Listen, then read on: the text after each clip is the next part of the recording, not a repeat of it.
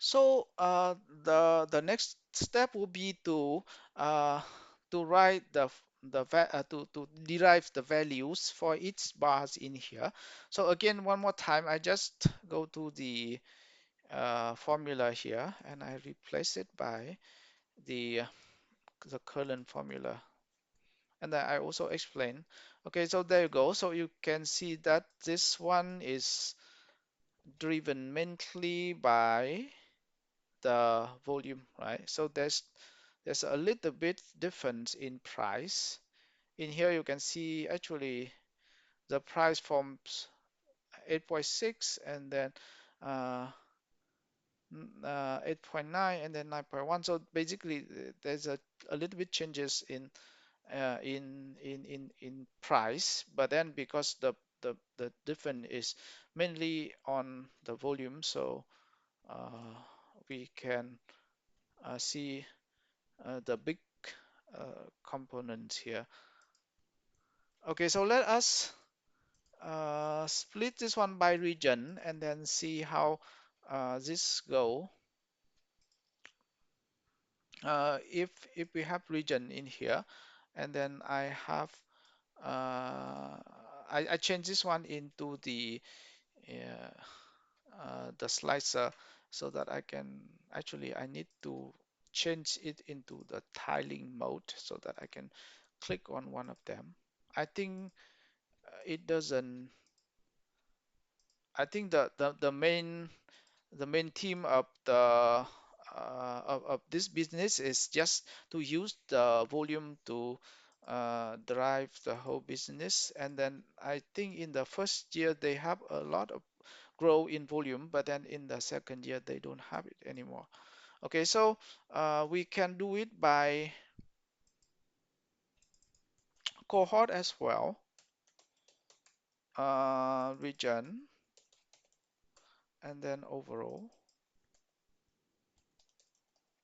So in region we have this one, and in cohort we can change this one to cohort and see how.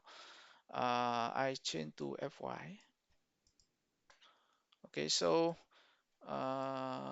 for let us see the oldest one, the full one. So you can see in the same cohort actually there's not much change in this one, 23. You can see I think mostly because they convert customer in this FY23 and FY24. So for FY24, because I don't have the other previous year, so I need to fix this chart a little bit uh, to show the item with no data and then see.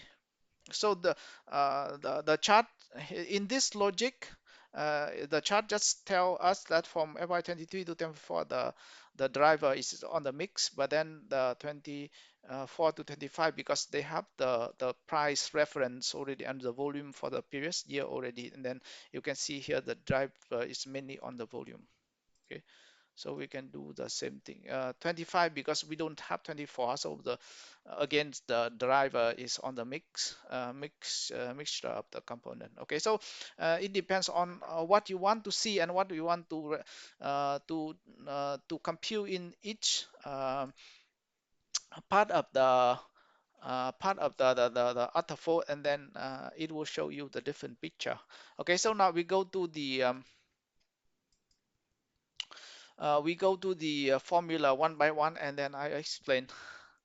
Okay, so this one looks very complicated, but it's very easy to follow though, because the logic is the same.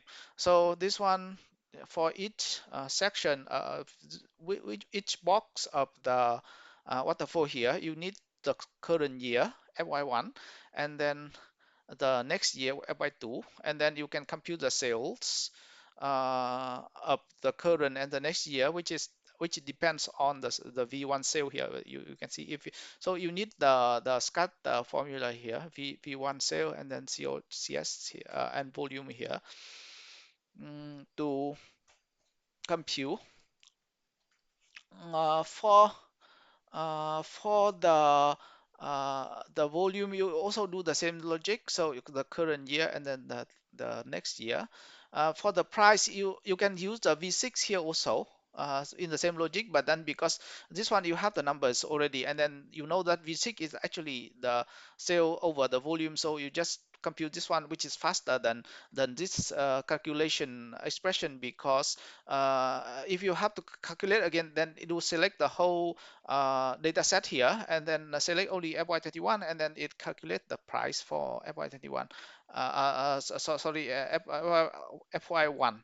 And then we do the same thing at FY2, but this one is just the division of the two numbers, so it will be easier. You don't have to go to all the records to compute. Okay, so that's the logic. So after you have S1, S2, V1, V2, P1, P2, then the logic become very straightforward. So for the measure component here, like this one, and this one, you only need to display the sale of the current year. That's it. Uh,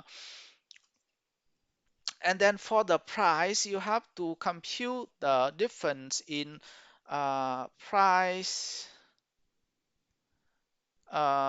different in price between the 2 years, and then multiply by the uh, volume of the current year. So the volume is the same thing, but then you take the difference in the volume and then multiply. And then this is the mix. Okay, let me take the picture from here and compare like for like with the um, uh, the math. So I want to put the two next to each other to understand why I explain the math uh, in the first place.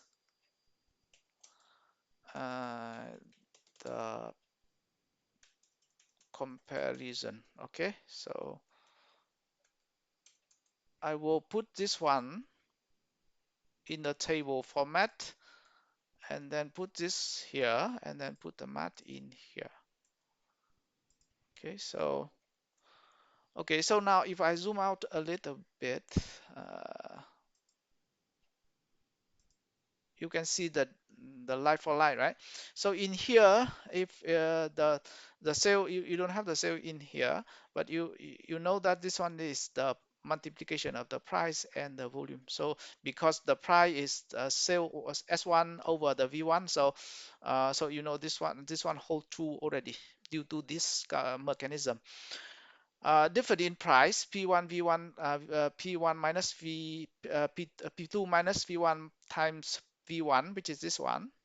uh, Volume V2 minus V1 times P1, which is this, and then the difference in the mixture. Okay, so this is the only place that you need to match uh, uh, your what is it, the mathematic expression, or the mm, uh, algebraic expression here to the DAX expression.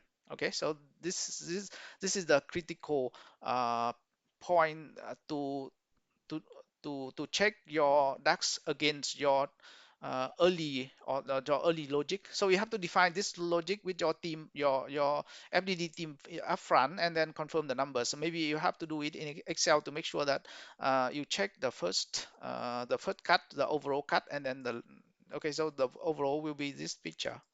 Okay, this picture.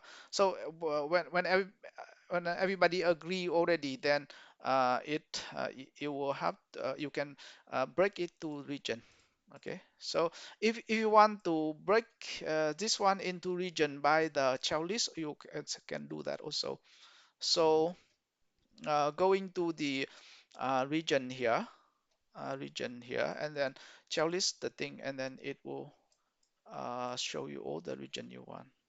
So in this case, I use the slicer, so it doesn't make sense to introduce the checklist here. But if I select something like this, and then it will show only the region you want. So in this particular case, because I have 5 regions only, so I bet the uh, in in increase the number of columns here, and then I select everybody like this. So you can see everybody in every region in this business can be displayed in the same view. And then if you want to bring out the uh, the chance or the components in all the chart, you just unshare the check here, and then make them fit to the scale, and then you can see the numbers in this case as well. So this is just the your choice, your layout choice. The number will be the same. And same to this one as well. But then if you lay out like this, you don't have to click anymore, and then you don't have to, when you print, everybody will be printed in this case. Okay, so let us show the numbers in here to make sure that uh, we have the numbers match to the original. So I have to go to the waterfall here, and I check it to the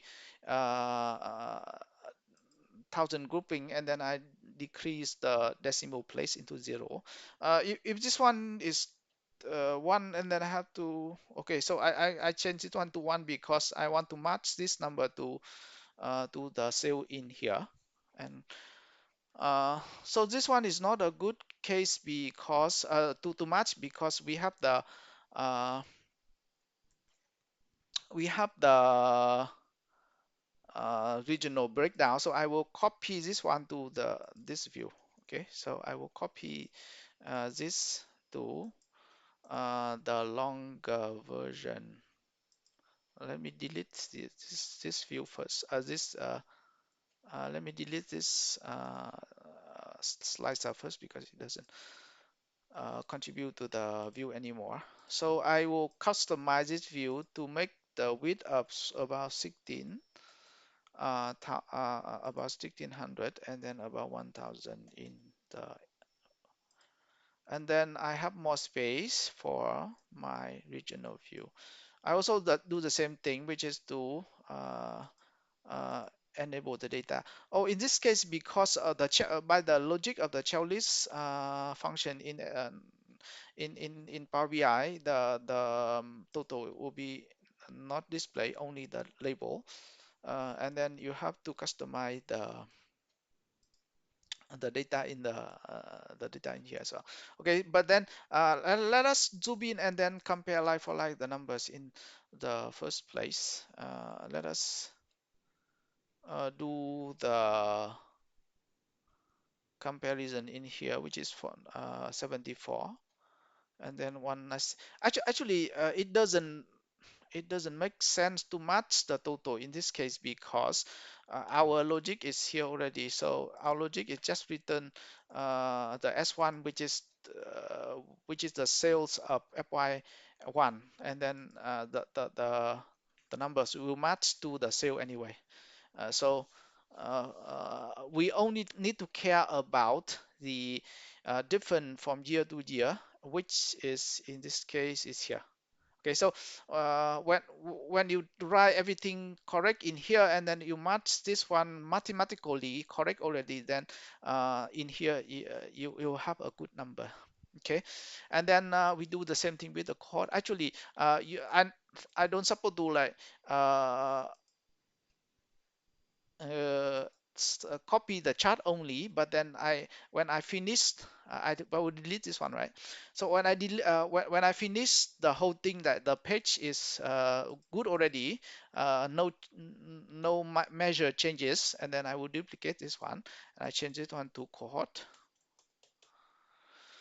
and then I change this into cohort in here, and then I change this one to cohort in here as well. So it will be faster. If you you just keep it changing, like copy one by one, and then your template will be not very consistent, and also you have to do a lot of work. So in this case is I also have to expand this one to 2 by 2 because I only have 4 cohorts. I have more regions, but I have only 4. So you can see here I have the overall picture of business. I can delete this one later because this one is just for checking purpose only. So if you want to, you can just go to put this one to the end. I put end here, and then I put this one into the hiding mode. So later, if you print the whole deck, then this one will be excluded from the deck, from the PDF file. And then I can just compare this one like for like table and chart, and then table and chart, and then also table and chart as well.